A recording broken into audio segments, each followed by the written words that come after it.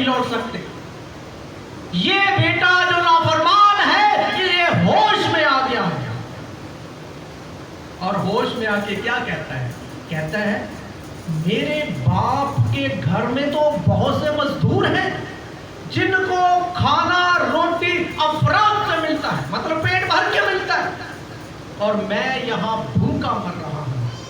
کیوں نہ میں اپنے باپ کے پاس جاؤں اور اسے کہوں اے باپ میں آسمان کی نظر میں اور تیری نظر میں کیا ٹھہرا؟ گناہگار ٹھہرا، مجھے اپنے نوکروں جیسا ہی کر دے. اب یہ اس نے سوچا ہے. ادھر باپ کتنا تڑپ رہا ہے. باپ کو پتہ نہیں ہے، اس ٹائم وہ فون تو تھے نہیں. باپ کو کیا پتا وہ کہاں ہے، کس حال میں ہے، لیکن وہ انتظار میں ہے. اس کو انتظار ہے کہ وہ ایک دن ضرور واپس آئے گا. اس کی آنکھیں دروازے کی طرف لگی ہیں. میرے عزیزو، جب ہم کراچی سے گاؤں جاتے تھے کرسمس پہ تو ہماری والدہ جو تھی وہ بالکل دروازے کے سامنے بیٹھی ہوتی تھی جب ہم نے آنا ہوتا تھا، اور ہم نے دیکھا کہ ان کی نظریں جو تھی وہ گیٹ پہ لگی رہتی تھی کہ کس ٹائم ناکنگ ہو اور ہم لوگ اندر آئے.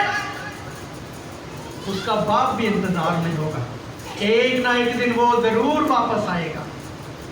اب اس نے سوچا اور سوچ کر وہ اپنے باپ کے گھر کو لوٹا. اور یہاں لکھا ہے کہ وہ بھی دور ہی تھا. اس کا مطلب ہے کہ وہ دروازے پہ بیٹھ کے اس کا انتظار کرتا تھا. ایک دن نہیں، روز اس کا انتظار کرتا ہوگا کہ ایک نہ ایک دن وہ لوٹے گا. اور یہی ہوا. لکھا ہے ابھی وہ دور ہی تھا کہ اس کے باپ نے اپنی باہیں پھیلائی اور اس کے باپ کو اس پر ترس آیا. میرے عزیزو، کیا باپ نے اسے دھکے مارے کہ تو نے ہمیں ذلیل کیا، لوگ ہمارے بارے میں کیا باتیں کرتے ہیں؟ اس نے اپنی باہیں پھیلا دی اور اس کو گلے سے لگا لیا اور لکھا ہے اس کو چوما. حالانکہ وہ چومنے کے قابل نہیں تھا. اس کی شیپ بڑی ہوئی تھی، اس کے کپڑے جو تھے وہ پھٹے ہوئے تھے، اس کے پاؤں میں جوتی نہیں تھی، اس کے ہاتھ میں انگوٹھی نہیں تھی. کیسی حالت ہوگی اس کی؟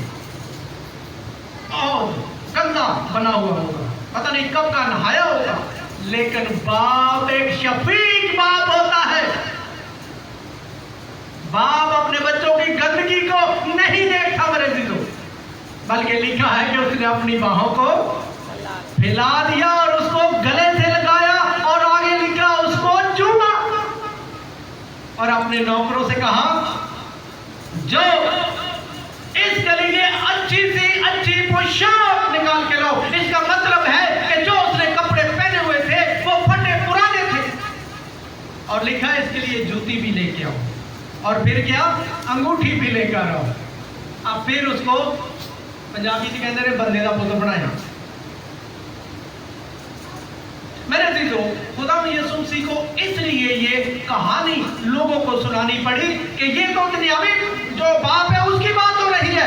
آسمانی باپ جس نے انسان کو خلق کیا.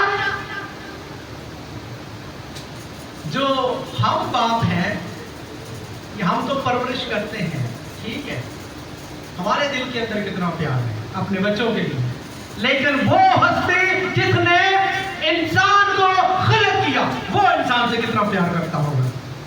کیا وہ کتنا انتظار کرتا ہوگا کہ آئے میرے بیٹی، آئے میرے بیٹے واپس آ جا.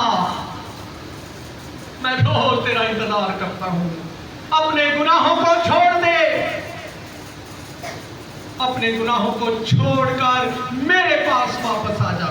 لوٹا اے میرے بیٹی، اے میرے بیٹے لوٹا. ہمارا آسمانی باپ ہم سے بہت پیار کرتا ہے، اسی لیے کیونکہ لکھا ہے کہ جب آدم کو بنایا تو مٹی سے بنایا، پھر سانس کہاں سے آئی؟ کس نے دم پھونکا تھا؟ خدا نے. انسان جب بنایا تو پھر زندگی کا دم پھونکا. तो वो सोचे, आप सोचे कि वो कितना इंसान से प्यार करता है। क्या वो चाहता है कि मेरा बेटी और मेरा बेटा मुझसे दूर हो जाए? क्या वो चाहता है कि मेरा बेटा बिगड़ जाए, मेरा बेटी या बेटा कामयाब ना हो? वो चाहता है रूहानी तौर पर मेरे बच्चे तरक्की करें और दुनियावी तौर पर भी तरक्की करें। आमीन। मेरे जीजो, खुदा ने दुनिया से कितनी मोहब्बत रखी? बहुत मोहब्बत रखी, इसीलिए उसने अपने इकलौते बेटे को बख्श दिया ताकि जो कोई उस पर ईमान लाए। देखें खुदा ने कितना खूबसूरत इंतजाम किया उन लोगों के लिए जो खुदा से दूर है, जो नाफरमान है। उनके लिए इंतजाम किया कि जो कोई उस पर ईमान लाए हलाक ना हो, बल्कि अब हमेशा की जिंदगी पाने के लिए हमें लौटना पड़ेगा। ये नहीं है कि आज तौबा कर लियो 10 दिन के बाद फिर वही काम शुरू कर दिए। इस तरह से हम नहीं बच सकते, बल्कि हम गुनाह पर गुनाह करते।